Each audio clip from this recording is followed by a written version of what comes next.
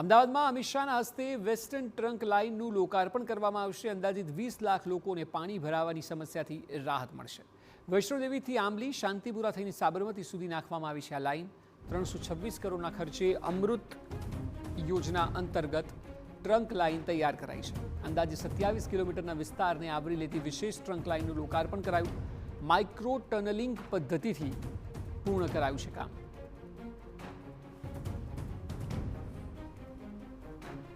અમદાવાદ શહેરનો સૌથી ઝડપથી વિકસતો વિસ્તાર એટલે કે બોપલ અને સહેલા કે જ્યાં રહેતા રહીશો છે તે પાછલા કેટલાય સમયથી જે સમસ્યાઓનો સામનો કરતા હતા, ત્યારબાદ તેમના સાંસદ અમિત શાહને રજૂઆત કર્યા બાદ કેટલાક વિકાસ કાર્યો છે તે કરવામાં આવ્યા છે, પૂર્ણ થઈ ચૂક્યા છે।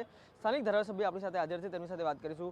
અમિતભાઈ, લગભગ 15 લાખ લોકો છે જેને આજે થનારા કાર્યોથી સીધો લાભ થશે, કઈ રીતે જોઈ રહ્યા છો, શું મહત્વ?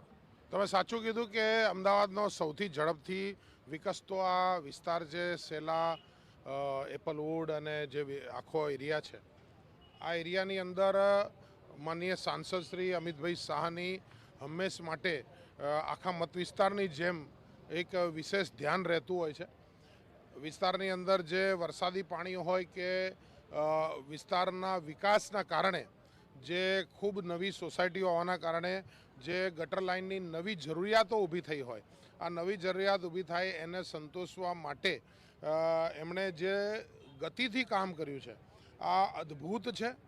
27,719 મીટર એટલે લગભગ 27.5 કિલોમીટરની લાઇન એ બહુ જ ટૂંકા ગાળાની અંદર નાખવી। 326 કિલોમીટરની વેસ્ટર્ન ટ્રંક લાઇન અને બાકી જે એના માળખાગત સુવિધાઓ બીજી 175 કરોડના હોય